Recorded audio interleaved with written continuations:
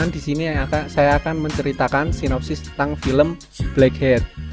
Film Blackhead di sini itu dirilis pada tahun 2015. Film Blackhead ini juga disutradarai oleh Michael Mann dan dibintangi oleh aktor yaitu bernama Chris Hemsworth. Serta di sini ada Teng Wei dan Lee Hun serta pemeran lainnya. Film Blackhead ini berkisah tentang seorang hacker jenius yang telah berstatus narapidana. Karena dia sangat ahli dalam dunia cyber, keahliannya pun sangat dibutuhkan untuk memecahkan sebuah kasus yang sulit. Yang tentunya juga ada kaitannya dengan kejahatan cyber. Film berawal ketika ada peristiwa yang sangat mencengangkan.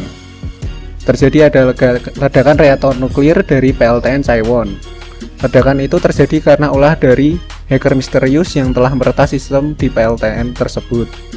Peristiwa tersebut telah memakan korban jiwa yang sangat banyak.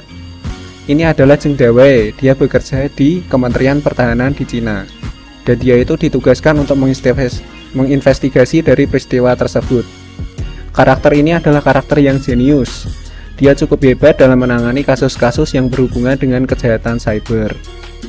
Di sisi lain di sini terlihat karakter lain yaitu karakter Chris Hemsworth yang bernama menjadi Nick Hathaway atau panggilannya Hathaway.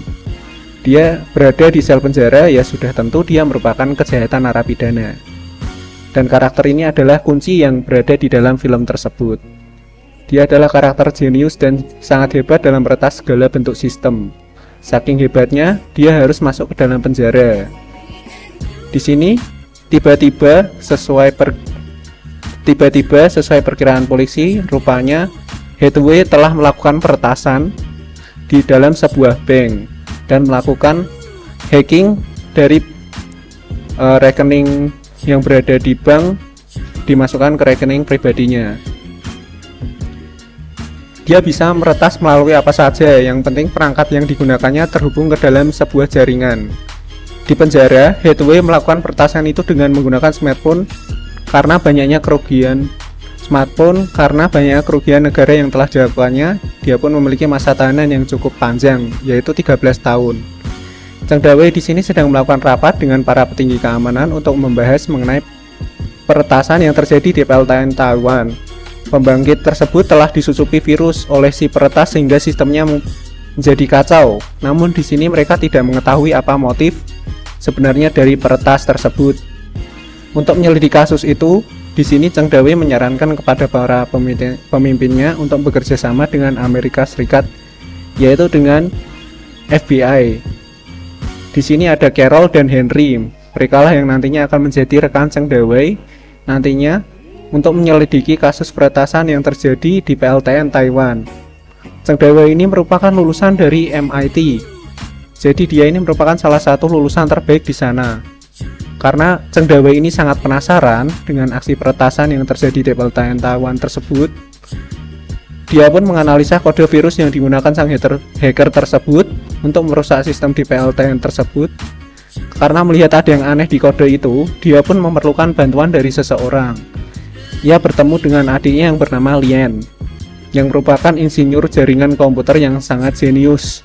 Karena teror yang terjadi di PLTN Taiwan tersebut adalah kasus yang sangat serius, Daewon pun berniat mengumpulkan orang-orang yang sangat dipercaya untuk memburu hacker yang tergabung dalam organisasi Blackhead. Dia meminta adiknya yaitu Lian untuk membantunya, dan mereka pun pergi ke Chicago untuk bertemu dengan FBI di Wall Street. Ternyata hacker dalam organisasi Blackhead memanipulasi pasar saham. Mereka menaikkan menjual nilai jual soy atau kedelai dengan pertujuan untuk mengambil keuntungan yang sangat besar. Karena hal itu tentunya banyak para broker yang mengalami kerugian karena sang hacker tersebut yang memanipulasi pasar saham dengan menggunakan malware yang sama. Ketika mereka merusak sistem di PLTN Taiwan, cendawan yang telah bertemu dengan Carol dan Henry di kantor MB ini, mereka pun menganalisa dua aksi peretasan, dan orang tersebut menurut Zheng Dawei itu kurang ahli. Jadi Zheng Dawei meminta untuk teman lamanya yang bernama Hathaway yang dalam penjara tersebut. Dawei meminta Carol untuk memerintah Headway, dan Carol di sini merasa agak ragu jika bergabung dalam tim investigasi tersebut. Namun karena Dewey meyakinkan Carol bahwa Headway adalah orang yang tepat dalam menganalisa kasus tersebut, Carol pun menyetujui untuk merekrut Headway di sini.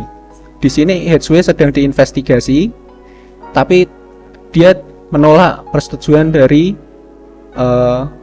yang diberikan oleh pihak penjara.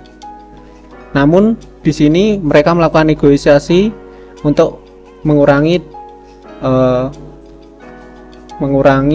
masa tahanan dari Headway tersebut.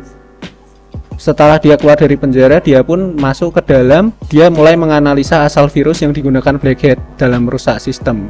Di sini ada Jeff yang menjadi kepala pengawas di data center ini. Rupanya memiliki rekan yang sebelumnya punya akses ke komputer yang bernama Lozano. Lozano ini sebetulnya bernama asli Alonso Reyes. Dia telah memanipulasi identitasnya agar dia bisa menggunakan akses ke data center secara langsung untuk melancarkan aksi peretasan yang dinaungi oleh peretasan organisasi Blackhead. Untuk menyelidiki si Alonso di kediamannya, ternyata dia sudah mati. Untuk kemungkinan besar dia telah dibunuh. Mereka lalu mencari petunjuk lain yang ada di laptopnya si Alonso, dan dia menyeting tempat perjanjian di Hamzi Park di Los Angeles. Lalu Headway dan Lian pun langsung bergegas ke tempat perjanjian tersebut. Di sini Headway menemukan sesuatu ruangan yang telah dipantau oleh para Blackhead tersebut. Di sini Blackhead menulis pesan. Tiba-tiba ada kelompok yang menghampiri mereka. Namun karena Headway juga sangat ahli dalam bertarung, semua orang di sini diratakan oleh Headway. Sementara itu di sisi lain, Cendawai menemukan rekening yang digunakan Blackhead untuk bertransaksi dalam saham Soy. Rekening tersebut menjadi wadah nilai saham yang sudah dimanipulasi, dan rekening tersebut mengarah pada rekening yang ada di Hong Kong. Setelah dikejar para kelompok yang berada di restoran tadi, tiba-tiba Lian dan Headway mengalami jatuh cinta di sini. Mungkin skip aja ya guys. Oke. Semenjak saat itu hubungan mereka pun semakin erat. Setelah itu mereka pun pergi ke Hong Kong untuk melakukan investigasi. Sesampainya di PLTN Taiwan, Headway, Lian, dan Dawei akan menyelidiki gimana pertama kali hacker menyerang PLTN tersebut. Mereka berencana untuk melacak sumber kekacauan dari data arsip yang tersimpan di ruang kontrol. Namun untuk masuk ke ruang kontrol tidak semudah yang dibayangkan. Karena setelah reaktor nuklir meledak dan ruang kontrol itu bisa menjadi sangat panas, bisa melelehkan apa saja yang ada di sana. Karena belum bisa masuk ke ruang kontrol itu untuk mengambil data, mereka pun lanjut melacak orang yang menggunakan rekening untuk saham Soy. Di sini Headway melakukan analisanya melalui data yang sebelumnya sudah dikumpulkan anggota Dewey di Cina. Headway melihat gerak-gerik anggota Blackhead dan dia menyimpulkan ada di Aumate. Mereka pun sampai berada di mobil pemantau. Di sini Zhao telah memantau orang misterius yang sangat mencurigakan, yang diduga bagian dari anggota Blackhead, bernama Elias Kassar. Ketika mereka akan menangkap Kassar di lokasi tersebut, di sini mereka itu tiba-tiba kehilangan jejaknya. Namun Headway menemukan sebuah transmisi Bluetooth yang diduga sebagai jalannya komunikasi antara Kassar dan pemimpin Blackhead.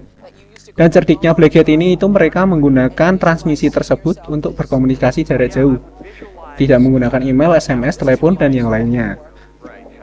Sehingga mereka ini itu sangat sulit untuk dilacak. Mereka membiarkan Kassar menuntaskan aksinya.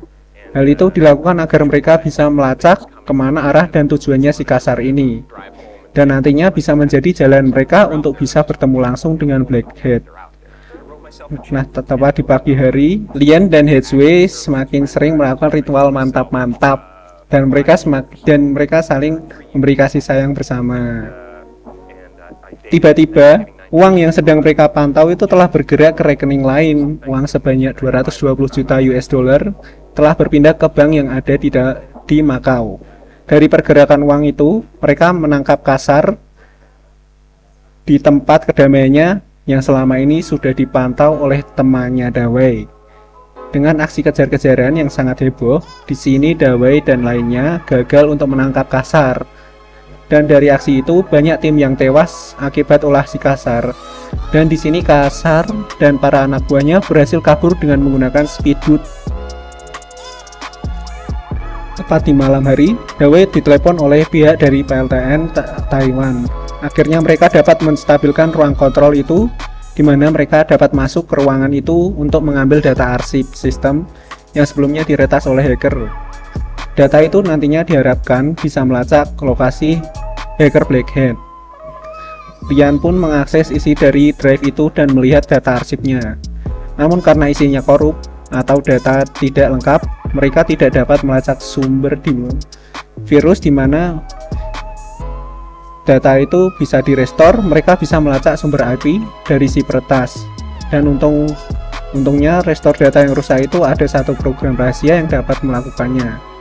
Dan program itu bernama Black Widow. Program super rahasia memiliki NSA. Untuk dapat menggunakan program Black Widow tidak semudah itu. NSA tidak bisa meminjamkan program itu untuk membantu negara lain. Dalam hal ini adalah Cina. Namun karena tidak ada lagi cara lain untuk mengembalikan data arsip yang rusak di situ, Hathaway terpaksa meretas Black Widow untuk dapat menggunakannya. Walaupun aksinya itu sangat berisiko dan dapat menambah masa tahanannya, Hathaway mulai meretas program tersebut dengan cara menggunakan phishing yang nantinya username dan password itu untuk mengakses Black Widow. Dan dapat diketahui ketika Hathaway berhasil meretas Black Widow dan menggunakan program tersebut, dia dapat mengambilkan data arsip dan melacak alamat IP checker. Dan lokasinya mengarah ke Jakarta. Black Hat ternyata berada di Jakarta.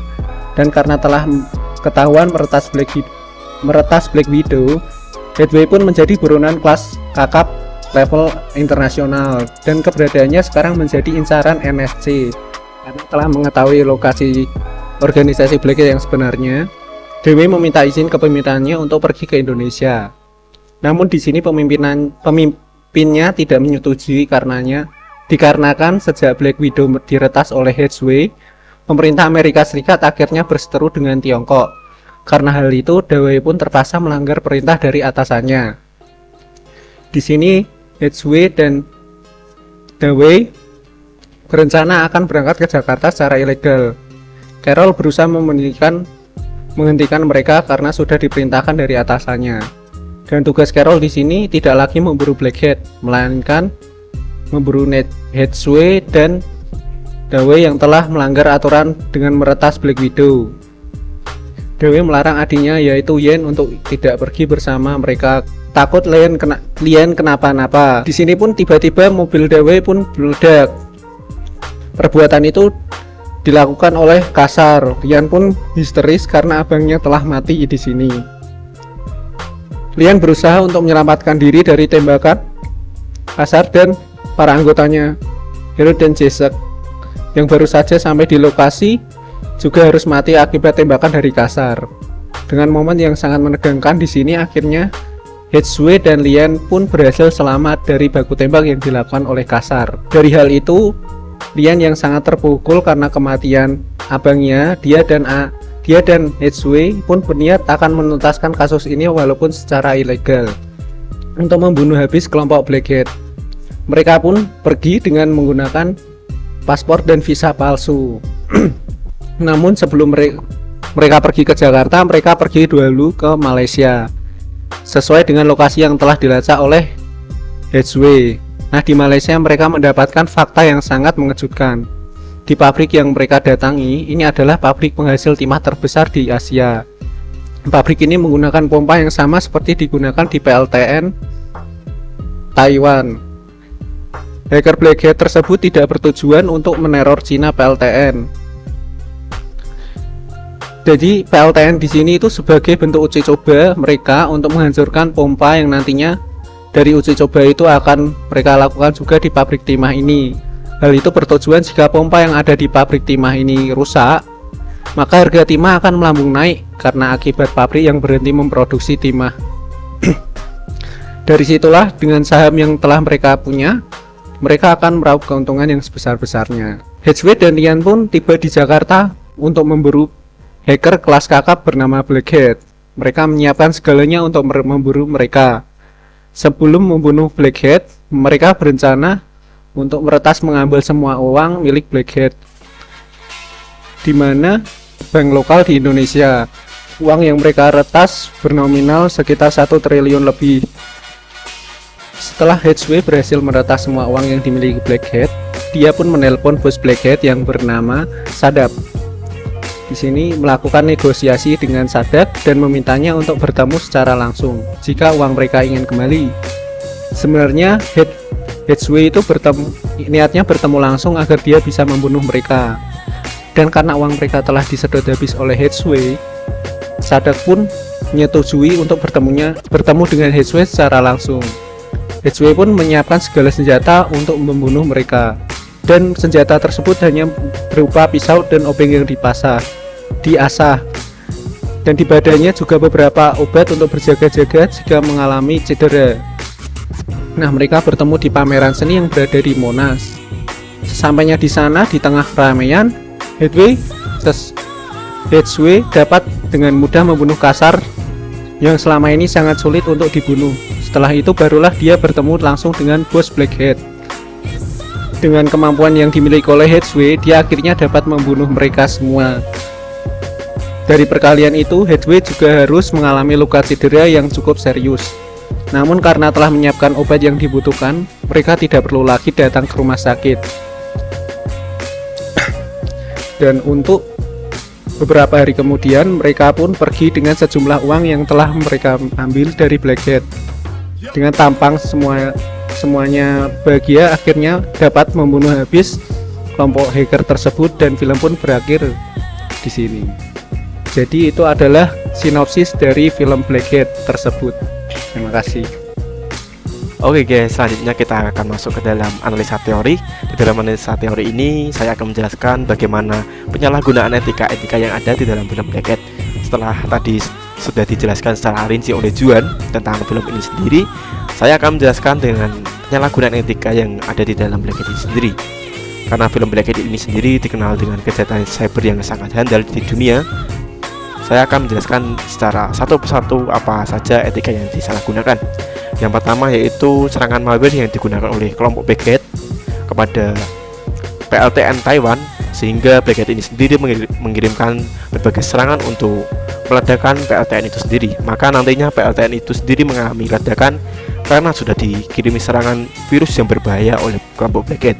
Yang kedua yaitu mengalami cracking. Gateway yang melakukan peretasan terhadap bank dan mengirimkan uang ke dalam rekeningnya pribadi melalui handphone di dalam ponselnya, sehingga di Gateway ini sendiri mengalami peretasan ke bank yang ada. Nantinya satu bank itu sendiri masuk ke dalam saldo pribadinya menggunakan sebuah handphone. Yang ketiga yaitu pelanggaran data. Mengapa sih kok disebut dengan pelanggaran data itu sendiri? Blackhead melakukan penyalahgunaan data dengan memanipulasi pasar saham di Wall Street yang berakibatkan kekacauan, dan kerugiannya itu berdampak kepada pengusaha-pengusaha yang ada, sehingga kerugiannya itu sangat besar sekali. Untuk yang selanjutnya yaitu cyber stalking. Nick dan tim yang melakukan kejahatan itu sendiri juga melakukan stalking guna mengungkapkan keberadaan teroris Blackhead. Nah, di dalam hal ini juga bisa dijelaskan tadi dengan menggunakan fitur GPS, mereka bisa mendapatkan lokasi-lokasi untuk menyadap lokasi Blackhead itu sendiri. Bisa dilihat dari keberadaan, posisi di mana mereka berpindah kemana. Dengan melalui fitur GPS ini sendiri, nantinya lokasi akan bisa terpantau dan bisa dilihat kapan saja. Lalu yang selanjutnya itu melanggar penggunaan data. Dengan penggunaan data itu sendiri, Nick dan tim melakukan hacking terhadap aplikasi pemerintah yaitu Black Widow. Mereka melakukan ini untuk melakukan pelacakan kelompok Blackhead. Untuk selanjutnya yaitu sertifikasi. Nah, dalam sertifikasi ini Nick dan tim itu sendiri dan Dawei adalah IT lulusan MIT Amerika. hal tersebut juga bisa dipungkiri lulusan MIT. Nah, lulusan MIT adalah lulusan yang sangat profesional, yang pastinya mereka sudah terverifikasi dan mempunyai sertifikasi yang handal sebagai tenaga ahli IT.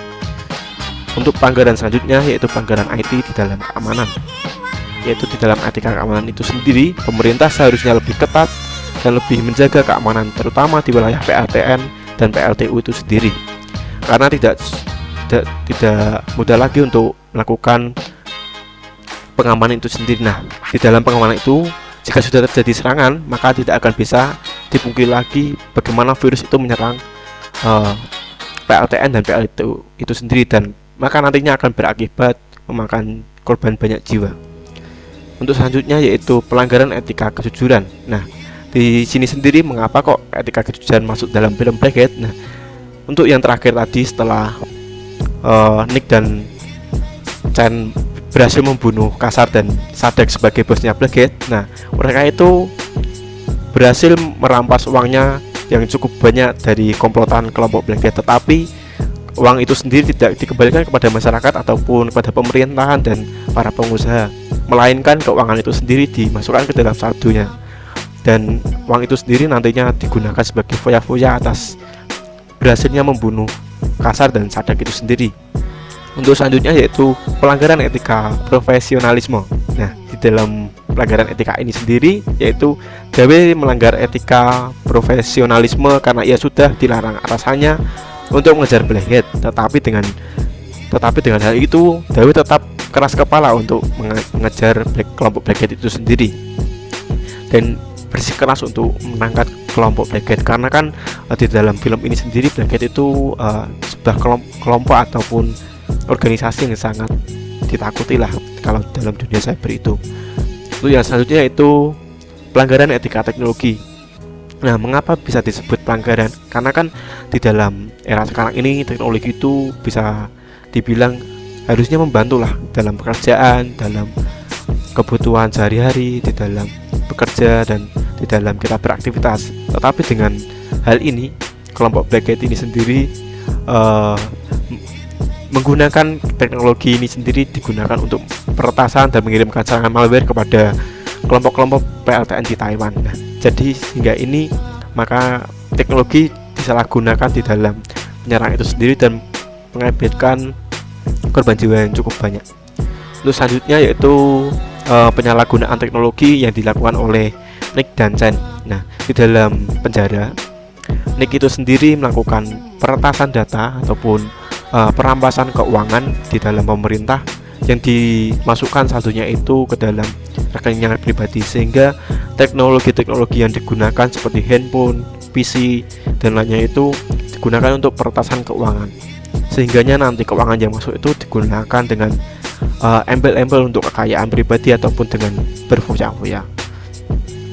Untuk selanjutnya yaitu etika di dalam keamanan Blackhead itu sendiri bisa disimpulkan di dalam film tadi, kejahatan cybercrime yang sangat bisa dibilang penjahat kelas dunia lah, penjahat dunia maya yang sangat jahat sekali. Di dalam hal ini juga penting untuk dicatat, Blackhead tidak etis untuk dibenarkan, dikarenakan etika keamanan yang didasarkan pada prinsip integritas, privasi dan tanggung jawab atas kolaborasi dan orientasi pada perlindungan dan kesejahteraan manusia dan sistem itu cukup disayangkan, dikarenakan dengan adanya kelompok Blackhead dan peretasan-peretasan di dunia cybercrime ini sendiri dapat mengakibatkan korban jiwa yang cukup banyak, tidak hanya korban jiwa kepada manusia, perusahaan, para bisnis, pengusaha, tetapi melainkan pemerintah juga mengakibatkan kerugian yang cukup banyak. Mungkin untuk analisa dari film Blackhead ini sendiri cukup, mungkin jika ada kesalahan dan tutur kata yang kurang berkenan, mohon maaf. Terima kasih semuanya.